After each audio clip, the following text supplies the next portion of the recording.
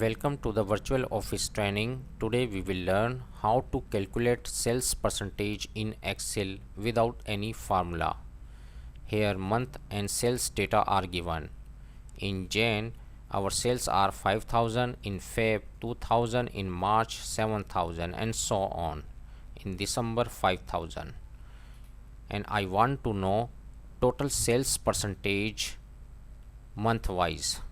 How can we calculate total percentage of sales in month wise without any formula? How to perform these tasks? Just select all your data first. Now you will find here quick analysis tool. Just click here and just click totals, and second last option here percent total, just click here. It will calculate sales percentage month wise.